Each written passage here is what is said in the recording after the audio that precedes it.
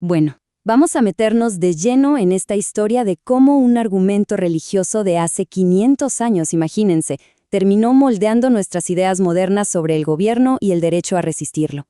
Uno pensaría que la idea de derrocar a un tirano es algo, no sé, de la Ilustración, de las revoluciones modernas, pero no. Sus raíces son mucho, mucho más antiguas y están, sorprendentemente, en un debate teológico súper intenso. A ver, pensemos en este dilema por un segundo. La Biblia, el libro sagrado, dice clarísimo: hay que obedecer al rey. Perfecto, pero ¿qué pasa si ese mismo rey, el que supuestamente se debe obedecer, decide que la fe de alguien lo hace un enemigo del Estado y, bueno, quiere eliminarlo? Para los primeros protestantes esto no era un debate de café, era literalmente una cuestión de vida o muerte. Esta idea, la de que funcionarios, digamos de un rango menor, pudieran frenar a un rey, era, totalmente revolucionaria para la época. Pero ojo, no hay que confundirse. Esta no fue la primera solución que se les ocurrió. Para llegar a este punto, a esta conclusión tan radical, tuvieron que pasar décadas de persecución, de guerras y sí, de muchísima sangre derramada. Bueno, al principio de todo este movimiento, la Reforma, su líder más visible, Martín Lutero, tenía una respuesta que hoy nos sonaría, pues, bastante extrema. Frente a la tiranía, su postura era obediencia absoluta. Y para entender por qué pensaba así, tenemos que intentar ver el mundo como él lo veía en ese momento. Para Lutero, el orden en la sociedad era un reflejo del orden de Dios, era sagrado. Entonces, claro, cuando estallaron estas revueltas masivas, como la Guerra de los Campesinos, con cientos de miles de personas levantándose, atacando a la nobleza, quemando monasterios, él no vio solo un problema social. Para él, esto era anarquía pura, un ataque directo contra el plan de Dios. Y su miedo al caos era total. Lo llevó a escribir cosas realmente fuertes, como esta cita, palabras durísimas. Instaba a los nobles a aplastar la rebelión sin piedad alguna. ¿Por qué? Porque en su mente, un rebelde era peor que un criminal común. Un asesino mata a una persona, pero un rebelde destruía todo el orden social que, para él, venía directamente de Dios. Entonces, la postura inicial de Lutero, basada en la Biblia, era súper clara e inflexible. Resistir a un gobernante, no importaba qué tan tirano fuera, era lo mismo que resistirse a Dios. Punto. Para un protestante de la época, esto significaba que la única opción era, desobedecer pasivamente y, si llegaba el caso, aceptar el castigo. El martirio era el único camino. Pero claro, esta postura tan rígida, tan teológica, estaba a punto de darse un golpe tremendo con la realidad política. Porque, a ver, una cosa es hablar de campesinos rebeldes, pero ¿qué pasa cuando los que están en peligro no son turbas anónimas, sino los mismísimos príncipes y nobles que apoyan tu causa? Pues eso fue exactamente lo que pasó. Los príncipes que apoyaban la Reforma se encontraron bajo la amenaza directa del emperador del Sacro Imperio, Carlos V. Era una amenaza existencial, de verdad. Ellos sabían perfectamente que si no se unían y se defendían, el emperador los iba a ir eliminando uno por uno, y con ellos, todo el movimiento de la Reforma. Pero cuando le pidieron a Lutero su bendición para formar una alianza y defenderse, ¿qué creen que pasó? Se negó, rotundamente. Insistió en su doctrina. Debían obedecer al emperador, incluso si eso significaba que los destruyeran. Imagínense la desesperación de los príncipes, atrapados entre su fe que les pedía obediencia y la aniquilación total. Así que, desesperados, buscaron otra salida y llamaron a los abogados. Y aquí es donde la historia da un giro brillante. Los abogados encontraron una especie de resquicio legal, una forma de darle la vuelta al problema.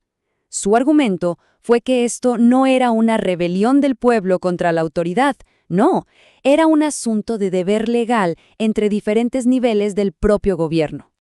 El argumento era una genialidad, de verdad.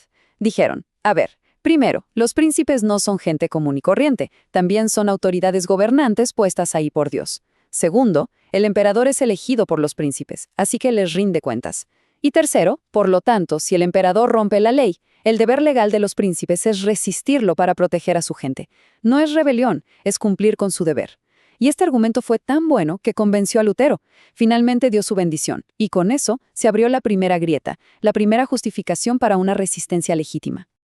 Muy bien, esta idea del magistrado inferior no se quedó en Alemania, empezó a viajar por Europa.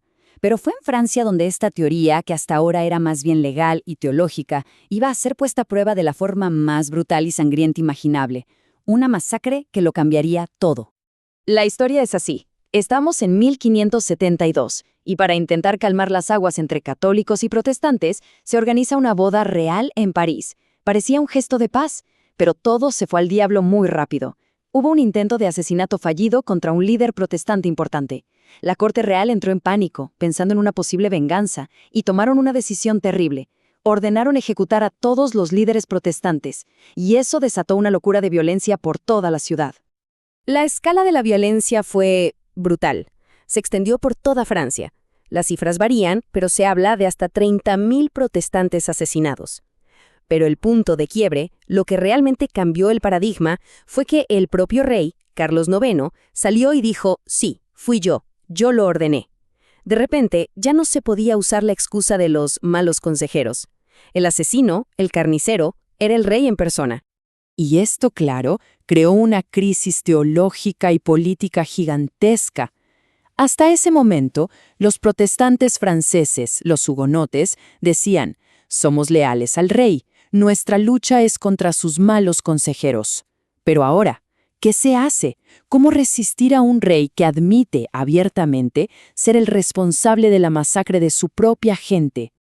Y bueno, como suele pasar, de las cenizas de una tragedia así surgió una nueva generación de pensadores, mucho más radicales, mucho más audaces. Sus enemigos les pusieron un apodo, los monarcómagos, que básicamente significa los matarreyes o los que luchan contra los reyes. Y créanme, se ganaron el nombre porque llevaron la teoría de la resistencia a un nivel completamente nuevo. Estos pensadores como Hoffmann, Beza o el misterioso Brutus publicaron una serie de panfletos que fueron una bomba. Empezaron a argumentar ideas que hoy nos parecen normales, pero que en ese entonces eran dinamita pura. Que el poder del rey no viene de Dios, sino del pueblo. Que un gobierno necesita el consentimiento de los gobernados y que si un rey se vuelve un tirano, rompe un contrato sagrado. Y quizá la idea más poderosa de todas fue esta, la del doble pacto. Es un concepto clave. Decía básicamente que hay dos contratos. Uno entre Dios, el rey y el pueblo para ser un pueblo piadoso. Y el segundo, y este es el importante, entre el rey y el pueblo. El pueblo promete obedecer, sí, pero solo si el rey gobierna con justicia. Si el rey se convierte en un tirano, rompe ese contrato. Y en ese momento la resistencia no es solo una opción, se convierte en un deber sagrado. Esto, por supuesto, hacía pedazos la idea del derecho divino de los reyes. Entonces, ¿cuál es el legado de todo esto? ¿Qué podemos sacar en claro? Pues que lo que empezó como una teoría muy específica, diseñada para que un grupo de nobles protestantes pudiera defenderse, terminó plantando las semillas de las revoluciones modernas. Ahora, es súper importante entender algo. Los que escribieron estas teorías no eran anarquistas, para nada, eran conservadores. La resistencia que ellos imaginaban era algo ordenado, liderado por los funcionarios que ya existían, los magistrados, y solo como el último recurso. Su mayor miedo era el caos de una revuelta popular, como la de los campesinos. Pero sin querer, al decir que el poder del rey no es absoluto, abrieron una caja de Pandora que ya nadie podría cerrar. Y con el paso del tiempo, la idea original fue mutando. El principio central, que a la tiranía se le puede y se le debe resistir, sobrevivió. Pero pensadores posteriores, como los de la Ilustración, la tomaron y la transformaron. Pasó de ser un deber de una élite, de los magistrados, a ser un derecho de todo el pueblo. Y esa es la increíble trayectoria de esta idea. Es fascinante ver cómo algo que nació como un argumento legal, casi desesperado para sobrevivir a la persecución religiosa, terminó convirtiéndose en la base para las revoluciones que formaron el mundo moderno. Es la prueba de que las ideas, una vez que se sueltan, cobran vida propia y pueden cambiar el mundo de formas que sus creadores originales de verdad jamás hubieran podido imaginar.